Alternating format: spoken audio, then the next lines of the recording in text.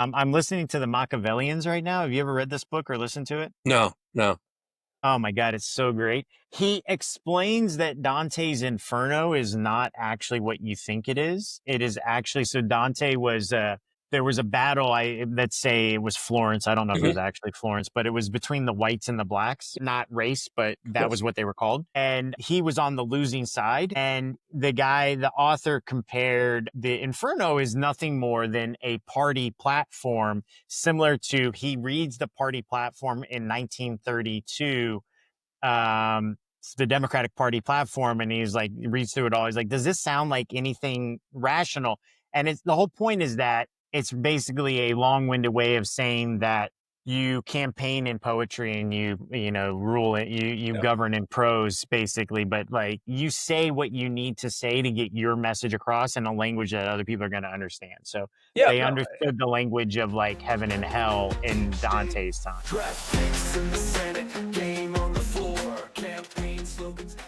Chris, you know what? I'm going to let you start because I feel like you got a lot on your mind. I feel like you and your socialist cohorts are celebrating Mamdani in New York. So, Yeah, it was, obviously Mondami crushing Cuomo last night. And, there are so many pieces in that we could probably take about 6 hours and not get it all.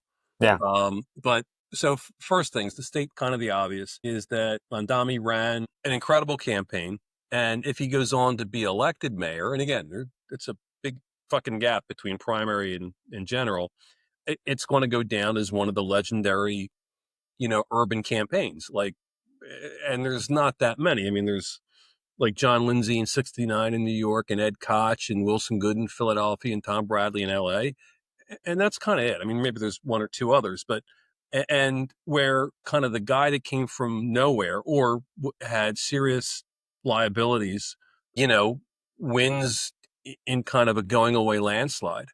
And, it's really fascinating. And if nothing else, it's going to tell political consultants like myself that the world we existed in is over, doesn't exist anymore.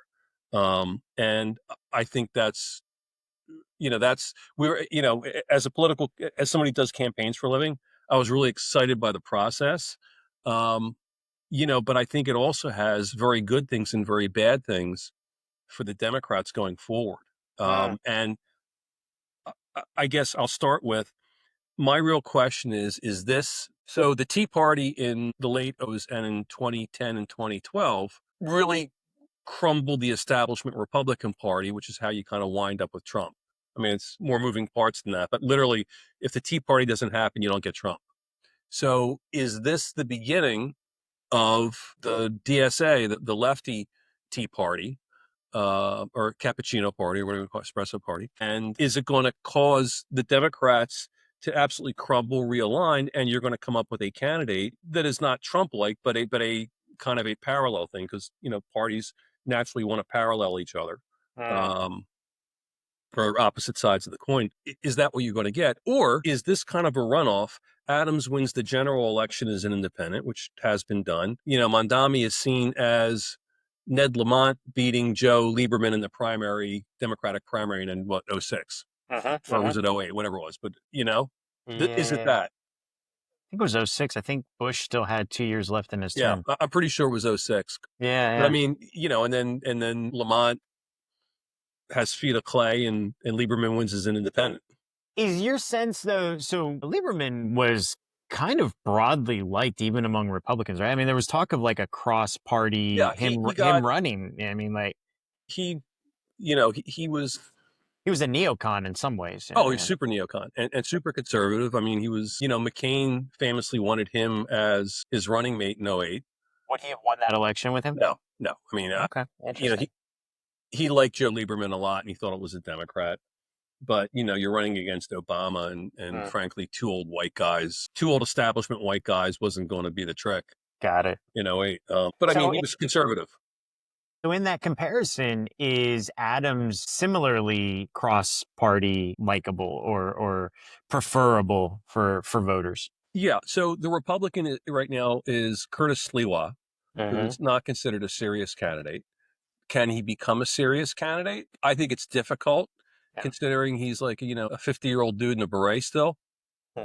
And again, it doesn't mean he can't, Yeah. you know, but he would certainly have a ceiling of votes. And you know, as a Republican in New York City, your basic ceiling is probably about 28%. And you would need, maybe it's a little lower than that, but I mean, it's, Mhm. let's call it 25% for shits and giggles. But I think that he would need Adams and another candidate to keep Mondami, so you could win an election with 33% of the vote. You would need an election like that. And that is very difficult. I mean, as a consultant, it'd be a lot of fun, but it's very difficult to do. And so I tend to doubt that. Now, I will throw out this scenario. If the Republicans replace him, and I have no idea what the mechanism is or if he'd be willing to go or whatever, and they replace him with somebody named, like, I will name a Republican in the city, Joe Lhota. And Joe Lhota was, he ran for mayor the first time against de Blasio and got slaughtered. Hmm. But was the former head of the MTA. He was a deputy mayor. I mean, you know, huge Spanish connections. I mean, Lhota would be the guy that Democrats could say, I could vote for a pro-choice, work for all these Democrats, Republican. Hmm. You know, he could pull that off because he's got enough gravity and enough establishment ties. And the idea there being that Adams and Mamdani would split the Yeah. Democrat, and that he would win with like And 35%. he could, and you know, and Adams would be pushed aside, but you know, and you could win a three-way race with 37% of the vote. I mean, Yeah. that would be the, you know, because you would have somebody who politically would be in the New York mainstream and frankly wasn't indicted. Hmm. That I was getting ready to ask you, how much of a political baggage is that for Adams? Because I feel like obviously with Trump, we're in an era now where that's not really baggage, and maybe it never has been actually. I mean, you look at what's his face in Marion Barry in Right. D.C. I mean, you know, a lot of these guys is not Yeah. really. And which brings us to my favorite part of this whole thing. One of the, I guess I'll say, my mentor, Arthur Finkelstein, used to say, he said, in a contest between a crook and a fool, the crook always wins. Mm. And so if you're Adams, you make Mondami the fool. Right. And if you think about it, in everything we like, because people know that if you're a crook, you're kind of a little bit underhanded and you're probably a little bit sleazy, but there's a certain degree of competency around that, Right. right? You were smart enough to try to get a Right. piece, Right. as Right. opposed to a fool who wants to house homeless people in the fucking subway and Right. to fund the police and you know, globalize the I mean, you know, fuck. Yes. Um, Yes. so that would be the fool. And, you know, and the best way to think about crook versus fool is Bugs Bunny versus Daffy Duck. Okay. Yeah. Got it. Because Bugs is not a crook, but he's certainly underhanded and He's he's certainly certainly underhanded. sneaky. Yeah. And Daffy Duck is always up front, but he's a fool. He's blah, blah, blah, blah, blah, blah. And Yeah. so that's crook versus fool. In American politics, in Louis Duke, you know, I'm not comparing. Why I am comparing Mondami to David Duke in terms of kind of an extremist thing who ran a very good campaign, became the Yeah. Republican nominee, and then got crushed in the general. Right. And it wasn't a precursor of anything. It was a precursor of the unique imbecilities of Louisiana politics. Do you think though? I think I shared with you. Oh man, I don't remember what the name of it was now, but it was something like "When It All Ended" or "When the World Ended," about basically the when the Republican Party actually started to change, and it traced, you know, basically the insurgency of Duke, Pat Buchanan, kind of like it traced this whole lineage. All that to say, do you think though that Mamdani, I think it's I don't know how to say it, Mondami. whatever, yeah, uh, that in itself was a little racist, maybe. Whatever, I think is what I said. You know, do you think he's a harbinger to your point? Like, if you had to bet on, is it greater than 50 or less than 50% that he's a harbinger of, to your point, maybe the Tea Party tearing down the standard traditional Republican Party, or even the harbinger that Pat Buchanan and David Duke were, that things were going to start to change in the Republican Party? Yeah, I think that first to the germane question, I think it's over 50 that he's a harbinger, and I would probably say 60, 65. And I think one of the reasons he is a harbinger is that generically Democratic elected officials are so fucking old. Mm-hmm. And, they're guys in their 70s. And Cuomo's basically become the Jeb Bush Mm-hmm. of this. And you kind of, you could literally see New Yorkers going, oh, fucking not Cuomo again. Yes. I mean, they've had Cuomo since, no, 94, 90, 86? They've had a Cuomo and even before that, 84. I mean, they've had a Cuomo for 50 fucking years. Yeah. And I'm really over all of them. yeah, right. And who didn't have anything particular to say. And, the fact of the matter, he had to resign from office because he was a sex harasser. And, even to the point which I've forgotten about, that they were trying to subpoena his accuser's gynecological records. And you go, what the Yeah. fuck is it? I mean, by the way, whoever kind of thought, like whoever sat in a room, whether it be the lawyer, his chief of staff, or his brother or him, and said, what would really help us? If we could see the sex lives of these women who are accusing me, that would be great. Let's not get them, even try to get them back channel.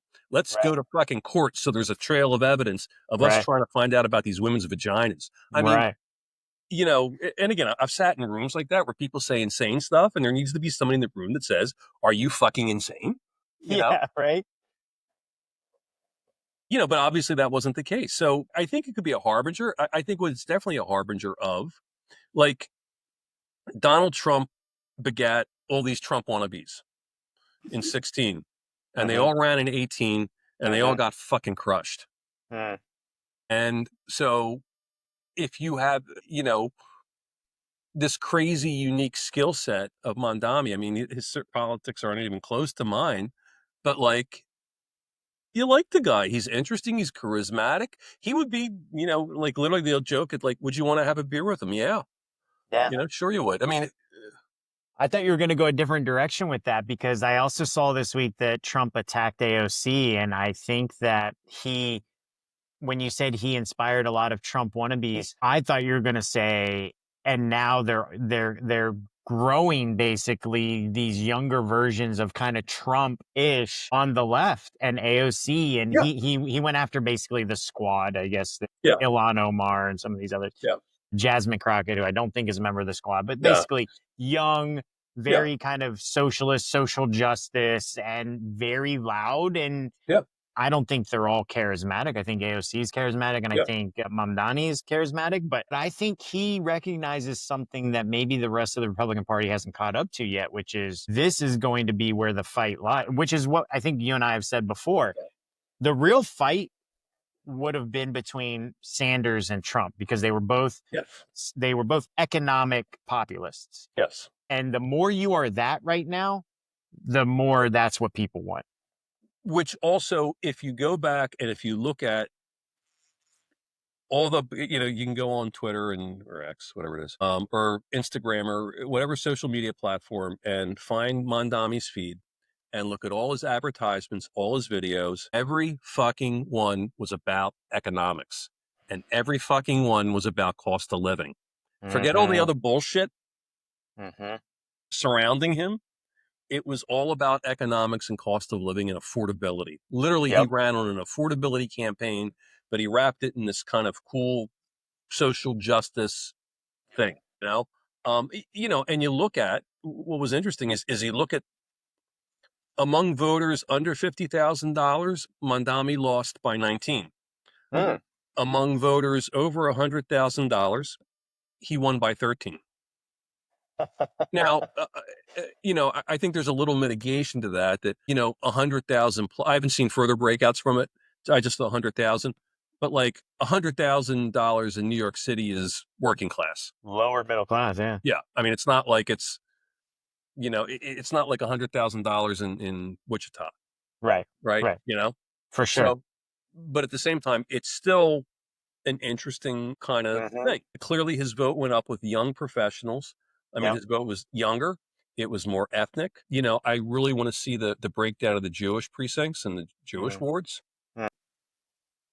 But, but I mean, he's a daunting figure. And he will have his day in the barrel with people shooting at him. That's coming sooner rather than later. But he's shown to be very adept at kind of escaping that thing. Yeah, yeah. Escaping the really bad parts. Now, and again, a primary is not a general, and again, he could be Ned Lamont. But I think that it's kind of interesting to see it as to consider its potential inflection point where the Democratic Party is going to move really quickly and by 2028, it's really the AOC party and not the Josh Shapiro party. That's right. Or, and I think Ned Lamont ended up having his day anyway as well, right? Like, I mean, Ned Lamont. He lost for the Senate. He ran for governor. He lost that. He ran for Congress, the state. Anyway, he lost like 4 races and then he won the 5th, or he lost 3 races, won something like that. But he's a multi-billionaire, so it was just writing a check. But that's my thinking, is that I mean, to some degree, even you mentioned the Jewish side, the Jewish vote.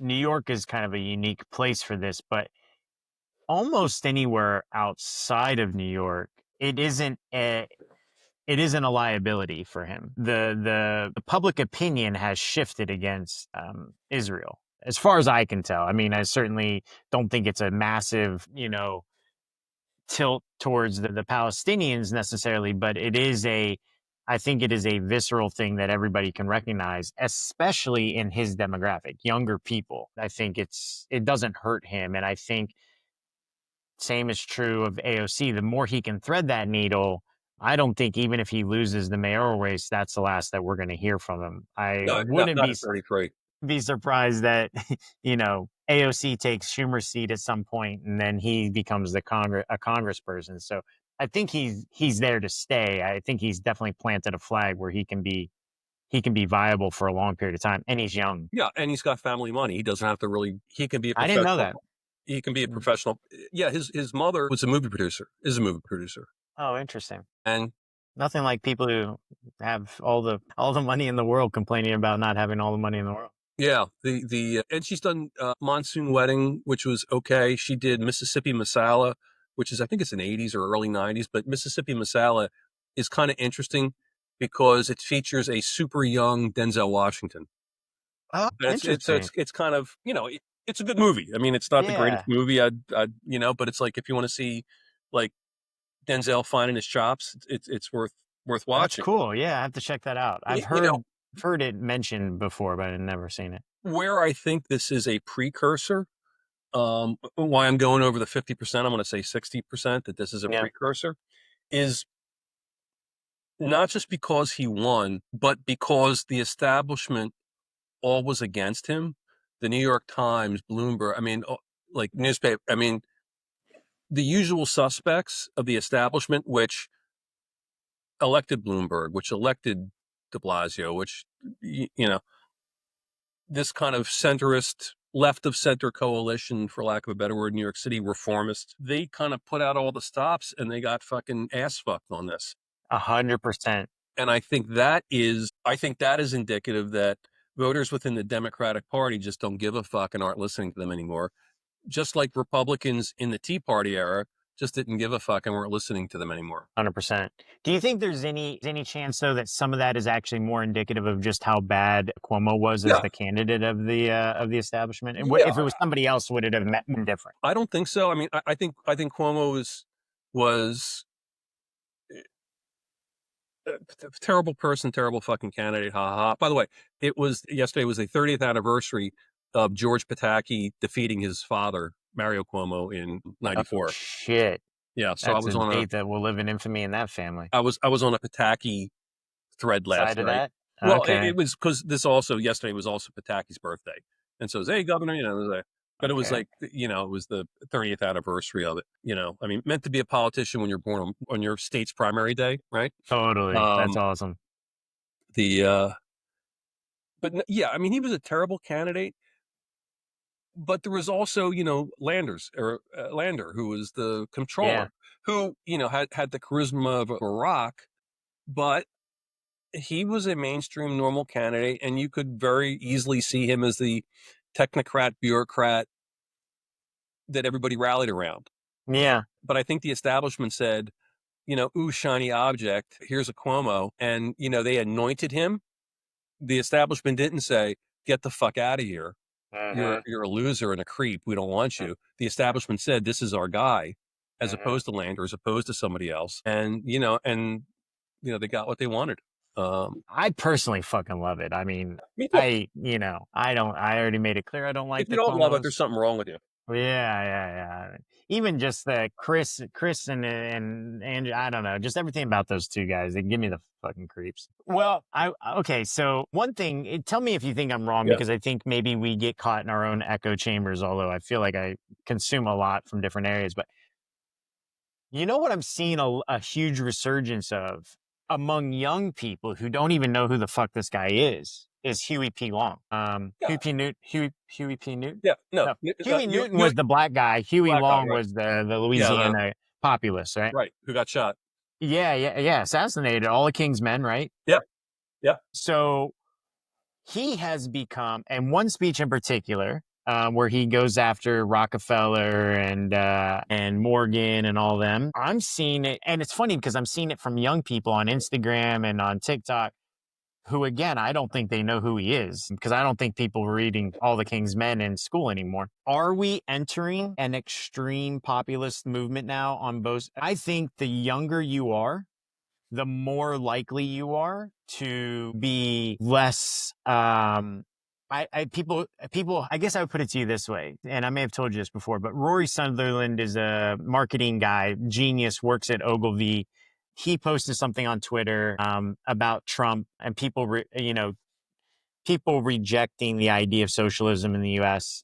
And I said, actually, if you look at it, most of what Trump has said has been socialist policies. He said, we're going to get rid of Obamacare. We're going to replace it with something better. I said, it's the messenger that they're rejecting, not the message. And he actually responded. He said, good point. I actually was very proud that Rory Sutherland responded to me. But all that to say, I think Americans deep down right now are not into capitalism. They actually are more into socialist progressivism, but they don't want to admit to those titles. So they call it capitalist while at the same time wanting policies that are socialist. And it's pushing them farther and farther into this economic populist thing. Is that an accurate reading? And are they becoming more and more? Do you think we are moving more and more in that direction?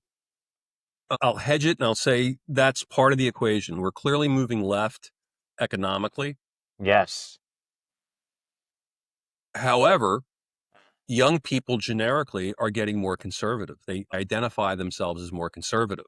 And so if I'm identifying myself as more conservative, at the same time I am moving left on economics, what does that make me? And by the way, I think that, and I think it makes you in the Trump sphere, and you can see that there is this kind of social conservatism and this economic kind of liberalism. Right. And again, I tend not to do socialism because, it's socialism is technical, because I'll be a fucking pendant on this. It's that, it's government controlling the means, and that's not what we're doing. We're right. It's democratic socialism. I mean, yeah, Social policy. But when I go honestly, maybe it's just regulating capitalism a little bit. Right now, I don't think we have a capitalist system. We have a fucking kleptocracy. Which is, by the way, Trump's message. I mean, that was the Trump thing and the Bernie thing too. Agreed. Agreed. I mean, when he announced in 2016 or his convention speech was American carnage. Yeah. And again, I mean, and all Democrats could muster was the negativity of that message is like, shut the fuck up and get on board, man. I mean, they were running spots with little kids with humble eyes looking at the TV saying, he's saying bad things. And which is kind of funny. It's like, talk about misreading the room. Well, I think they read the right room. I think Democrats in 16 and also in 24 read the room, but the room was in fucking Williamsburg, New York. I got fucking Brooklyn. Yeah. And it's like all my friends are concerned about. And again, you're from LA. I live in LA. And, people thought that the election was about some fucking insane little thing, Well, she's got a much better position on reparations. And you want to go like, are you fucking stoned? Right? You know what Democrats haven't got through Yeah. their thick skulls yet is that people don't elect the president. States elect the president. Yeah. And you don't need to win the fucking population. You need to win the states. And the way the state numbers pan out is there are more Republican states than there are Democratic states right now because of the disbursement of the population. Yeah. It doesn't matter if you get 100 million more votes. If they're all in LA County, it doesn't matter that you got more votes. You know what I mean? And I would argue that if Trump wasn't Trump, he would have won the popular vote in 2016. Yeah, people would like that message, right? Yeah.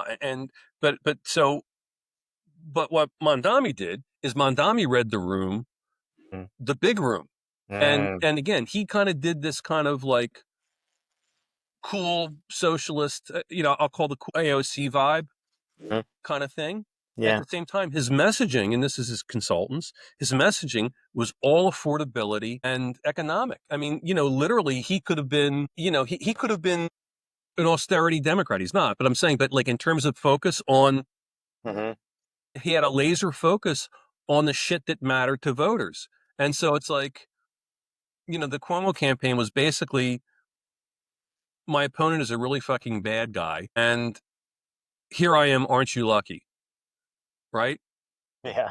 And there was, and by the way, the thing too is that there was never a mea culpa from Cuomo about anything. It was this shameless kind of like, I mean, you had to fucking resign.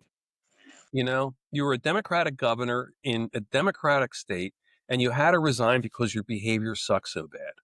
I mean, again, Isn't that pretty much every governor for the last 20 years in New York? Spitzer, the blind black guy, and Cuomo. I mean, and Hochul's in trouble too. I mean, and Hochul. So we were going through the thing. I mean, when Pataki was governor, one of the knocks against him was how boring he was.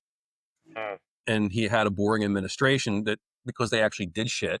Right. And they were probably terrible at self-promoting. And, and frankly, he was, he came from Peekskill, I mean, the New York Times was never going to love him. Right. But he was a 3-term governor with, a widely successful 3-term governor, and literally every fucking governor after that's been a fucking train wreck. And, and a lot of it's been personal stuff. But it will be interesting because, Mondami, clearly he caught the zeitgeist. Whether it goes beyond that is something different. And which was really funny too, is that here's why I said, I think it's going to be 60%. This is a precursor. Here's what I think holds it back. Like Trump or dislike Trump, he's authentic. I mean, he's saying shit whatever you want to hear, he'll say. But that kind of falsity is his authenticness. I mean, people know what he is. He says shit. By the way, him talking about Iran and Israel yesterday was the funniest fucking thing on the planet. I've clipped that out, and I'm gonna post that. That's gonna be like my go-to post, especially in football season.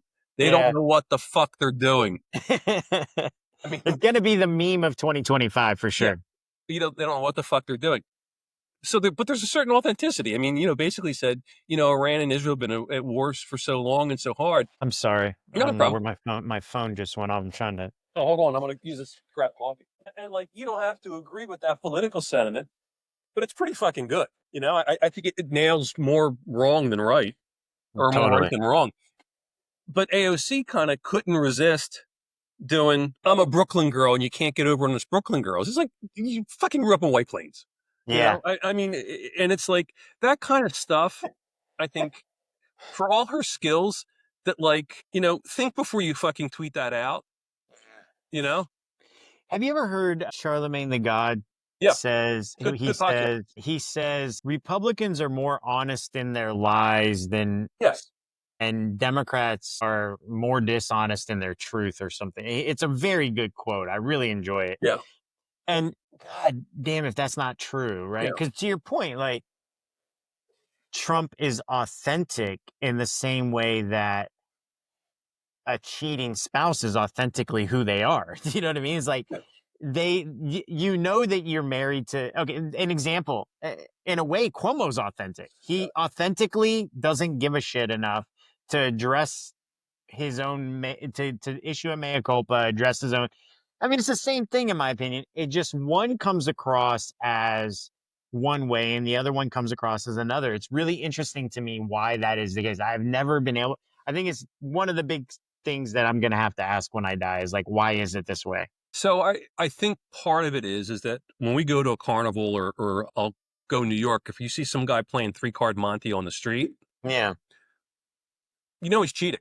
I mean Right. that's the fucking game. Yeah. But it's kind of fun. But you don't get mad at him For cheating. for cheating. Yeah. And I think that that's kind of the shameless thing. There was a New York politician, turn of the century, and if you see gangs in New York, Uh-huh. he's kind of in that. George Washington, well, there was Tammany Hall, but the person who ran Tammany Hall was a politician called George Washington Plunkett. And he had this wonderful phrase where he said, there's honest graft and dishonest graft. Mm. And like dishonest graft is like stealing from the widow and orphans fund. Mm. Honest graft is getting a kickback from contractors. Interesting. And I think he got wound up in jail or something, but For the dishonest graph, yeah, maybe. for the dishonest graft, at some point he got caught, but it's worth actually. You can probably find his book on Amazon. It's I don't know who ghost wrote it. I want to say like Mencken or somebody ghost wrote it, but it's this very famous book. But like honest graft and dishonest graft, and I think people, realize that. And George again, I mean, Washington Fund, yeah. but going to the affordability thing, it's that basically, he wanted to. One of the funnier jokes was that Mondami wanted to globalize the intifada and nationalize the grocery stores. And city-owned grocery stores sound like a disaster on every level, especially if you know how grocery stores are run and the margins they're run on. Holy fuck, good Yeah. luck. Yeah. At the same time, it addressed affordability. And to say, no, we can't do that, as opposed to, here's an idea. Mm. I mean, you could say it's a fucking terrible idea, but Mhm. here's an idea that addresses affordability, as opposed to, fuck you. Yeah. Yeah. Because if you don't have an idea, it's fuck you. Right. I was just reading, it's interesting, just as an aside on this honest graph, dishonest Yeah. graph thing. How do you square that circle that, I mean, listen, I think everybody hates the politicians that are making tens of millions of dollars a year through insider trading. Yeah. However, I haven't really heard a peep other than a few pearl clutching Democrats about the 50 or so billion that Trump and his family have made off their soon to be rug pull crypto Don't think. shit. Yeah. You know what I'm saying? Like, they weren't a billionaire before, but they are now because of a rug pull that's coming. You know what I mean? Like, that's the thing I can't wrap my brain around, and I've kind of given it up because I think it's a pathway to insanity for me. Um, but it doesn't make sense to me. I do agree, however, and my theory. I don't know if you ever heard my theory of like tide goes to the runner, but Yeah. Yes. have I told you right? Yeah. I agree. Listen, I mean, if it's a toss up between you or me, it's going to be me, right? I mean, tie goes to the runner, So I think that there is some truth in like honest graft and dishonest graft. If I have an opportunity and I know something, why wouldn't I be able to make a little, if it's a toss up and I'm not doing anything unethical specifically, you're going to lose on that. You're going to lose on that one. There's a famous gambler from, I want to say the 1880 Canada. And his name was Canada Bill Jones. And he used to go around to these small towns and just fucking fleece people. And who also has an interesting biography out there, but he's also, by the way, referenced in the movie Rounders. But his famous quote is, "It's immoral to let a sucker keep his money." Oh yeah, that's it. That's his quote, and that is kind of like the crypto thing. It's immoral. I guess, yeah. I mean, I'm against it. I think it's terrible. I think it's wrong. I mean, not crypto, but, kind of elected officials kind of doing self-service, Well, we both read The Storm Before the Storm. Yeah. You remember the chapter that the city for sale or something like that, where they talk about at some point, Yeah. Right. Rome was for sale, right? Right. Yeah. And again, I mean, it's, and there's always been political corruption. I mean, FDR was his kids were fucking making bank during the Depression, but that's kind of accepted and okay. Yeah. That's kind of honest graft. Right. That That was my argument about Hunter Biden on the board of Burisma. Is it shady? Is it scummy? Yeah, but it is what it is. Yeah. Like Nepo kids have always existed. Right.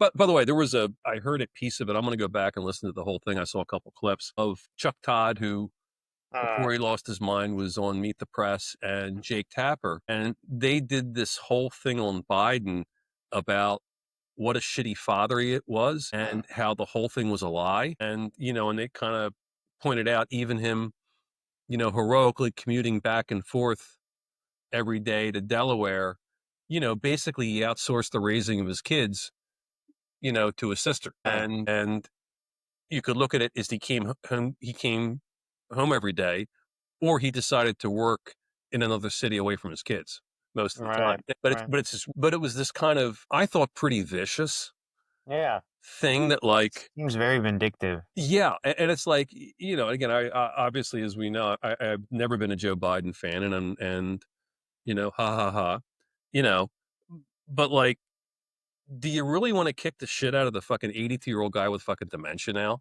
I mean, Especially when you didn't have the balls balls to do it. then. Right. Yeah. Yeah. I mean, that's, it's like, hey, he can't hurt us anymore. Let me talk about what a cocksucker he is. And it's Exactly. like, Ugh. and it was really kind of like,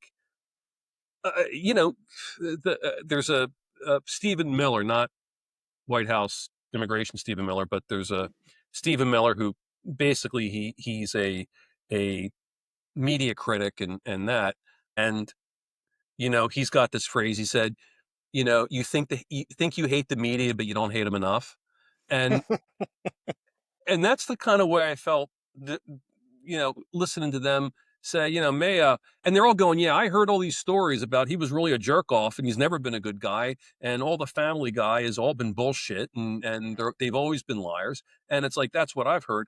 And it's like, you were on Meet the fucking Press.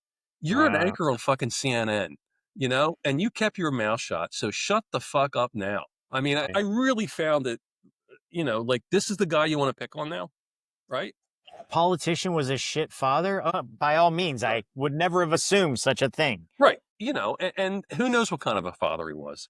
But not like, really anybody's business, no, really, it's not either. anybody's business. And, and I guess if Biden's putting it out there with like kind of like what a great father I am, I guess that's okay. He opened the door, okay. But at the same time, he's like an 82-year-old fucking senile guy. And this is the guy you want to kick the shit out of now? It's like, I can give you a list of a fucking 100 people that you should be kicking the shit out of. And as much as I dislike Biden, he ain't on my list. Right. You know who is on my list, though? And speaking of the media, I thought this was just fucking juicy. Did you watch the Tucker Carlson, Ted Cruz interview? No, I did not see that. You sent me the clip, and I did not. God, it's actually, if you go to Tucker's LinkedIn or Twitter, you can see like the full episode. Okay. Oh my God, he ate Ted Cruz for lunch. Like, I mean, Jesus, how embarrassing is that? I went to Harvard and I fucking lost the debate to Tucker Carlson.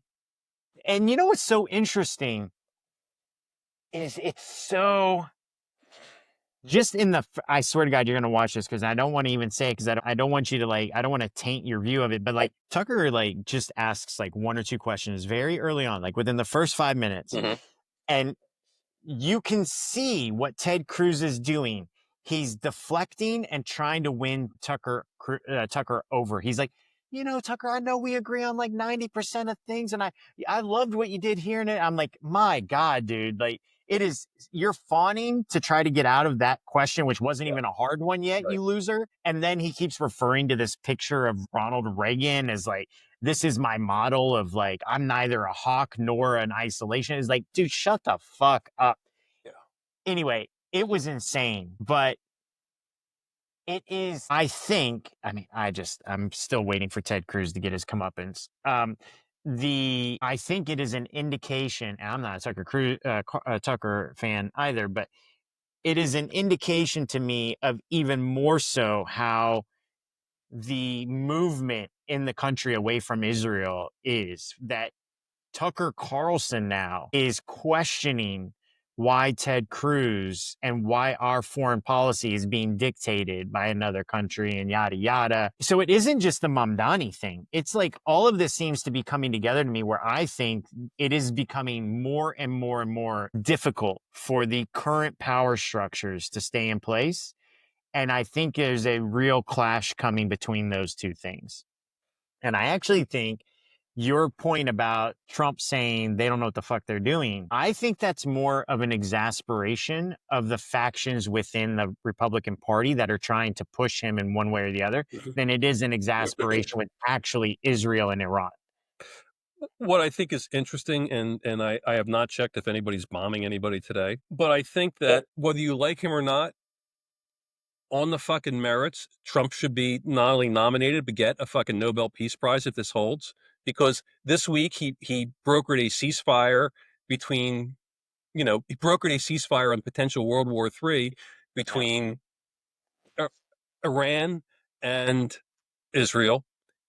He ended, we'll see, you know, uh, Iran's trying to get a nuclear bomb. And what was really interesting about that is all the Arab countries went, you bomb them? Oh, no. Well, anyway, I mean, everybody was like, good, fuck them. I mean, that was like, Yeah. there were these really kind of thing. Even fucking Putin was like, yeah, well, fuck them. I mean, and then also he has a peace treaty between Congo and Rwanda.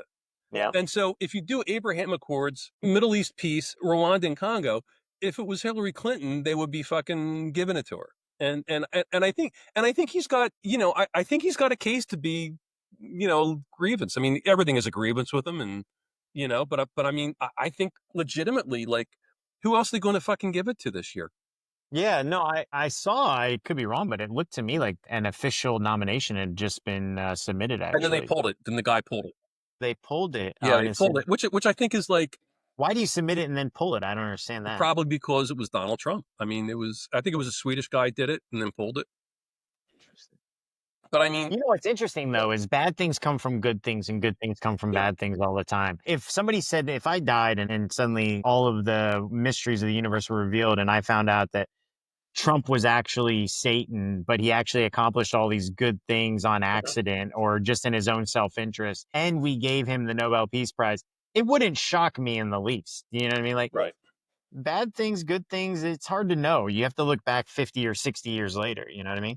One of the But hardest, but all that to say, I agree that in him doing things in ways that I wouldn't vote for them to be done initially, if the outcome is successful, then he gets credit for that. one of the And he hard, should get a Peace Prize. one of the, yeah. And again, I mean, and you don't have to like him, you don't have to agree with him, but for Christ's sake, one of the hardest things to do when I was a young consultant, and I mean, like in my early 20s, was to wrap my head around that people who I considered the good guys did bad things, Mm, and people I considered the bad guys did good things, hmm. and every kind of gradient of that. Yeah. And it's really a hard thing to wrap your head around, is that the like the person, but by the way, I will say in politics, for the most part, more often than not, at least over 50% of the time, the person you think you're really going to like, you wind up hating, and the person that you don't like going in, you really wind up liking. Right. And that is kind of across the board. And, other consultants tell me that too, simply because that's kind of human nature. And sometimes people are really hard to know, and prickly personalities or jerk offs, but blind squirrels find acorns. And a lot of times, the people you think you're going to like, it's because they're such good actors. And Yeah. people who are good actors are usually acting for a reason because ultimately they're horrible fucking people. Yeah. Yeah. You know? And politics does not reward openness, and it doesn't reward anything that we would think of as a virtue. Mm, I mean, and most elected officials, most, not all. yeah. There are a few exceptions, and they're beloved and rare. Yeah. But they throw up this performative wall because it keeps everything else out. No, I Do you mean, think do yeah, you think we've reached the end of the American century? Because I think a lot of what we're talking about is this post World War II. You know, you said nobody cared about bombing Iran and all these right. things, and we talk about these good things coming from certain things that were totally against norms in the past. America would have wanted to be seen as different, right? But was all of that just an illusion? And I think that's what I'm starting to think is like, it was really I think you said this before, the anomaly was the 70 years after World Yeah, War II. And that the idea that, but along with that, by the way, is the American exceptionalism of democracy and values was actually not true either, which is what other countries have said. You talk about values, but you're supporting coups and assassinating people around the world. Is that what we're seeing? Is that the curtain is pulled back and actually Trump understands the way politics really work internationally?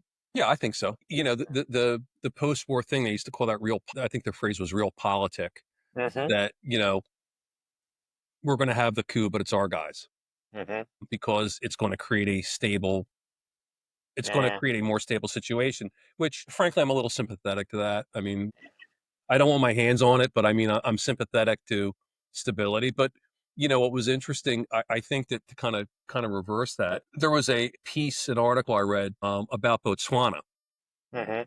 and the income, quality of life, life expectancy, GDP of Botswana compared to other African countries has exploded. And it's far and away one of the leading African countries as opposed, and what they did differently is that when they claimed their independence, most of these countries took their independence, nationalized the national resources, kicked out the beers, kicked out the colonialists, and fucking turned it into a grift and looted it internally, as opposed to like having actual industry that kind of did stuff. Botswana basically said, "We're in charge now, but we want a partnership with your expertise." And literally, Botswana's correct has created a middle class and income and you know all the good things that we would like in our lives. You know, having said that, in terms of American exceptionalism in the American century, I'm still going to say no, because China is a giant, because the only other two places are China and India. I mean, fucking Russia's got the GDP of Italy. I mean, the EU is a fucking mess. They can't even figure out, you know, they don't know their dick from their thumb. So it's China or India. And, you know, China is kind of an economic house of cards. I mean, Yeah, I should clarify actually. So I guess what I mean by the end of the American century is I mean that as a yeah, singular polar world, and we're actually entering a multipolar world, and we're not the sole hegemon anymore. yeah, I because, guess that's what I mean. oh, yeah, absolutely. Because, I mean, after World War II, we were the last guy standing. I mean, you know, I mean, you know, what was the old joke is that if three-quarters of the world is destroyed, it's easy to have a strong economy because you're the only one that wasn't, you know. Right. I also Yeah. think that because I guess also just in leadership, we established a world where there was an agreed, I guess, I think we're entering a new colonial period. So instead of England, France, Spain, and Denmark, and a little bit of Germany, you know, colonizing countries and carving it up based on their own power, it's now the US, China, India, and Russia carving up the world and basing it on power, not on international norms and international law. It's no longer might for right. It's might equals right, Yeah. to use King Arthur, you know, Camelot, whatever. I do think that the American exceptionalism thing, I think that when people of the world start trying to get into China or India the way they try to get into the United States,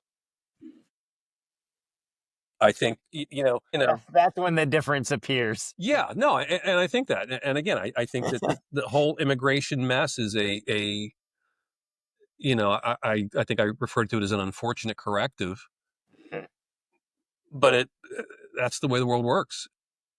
Yeah, yeah. You know, I mean, we just deported some poor bastard who had a drug offense, but he was a fucking Purple Heart winner. Yeah, I saw that. Oh, and it's like, you know, what the fuck? I mean, Yeah. you know, I mean, the guy had a drug problem and he missed a hearing or something. And it's like, okay, a guy with PTSD, got a fucking Purple Heart. It's like, you know, that's the guy you give slack to. Right. We're not even as good as the fucking French Foreign Legion that Right. automatically gives citizenship. Right. Right. I mean, come on, man. The guy shot twice. Right. I think he was a Marine, right?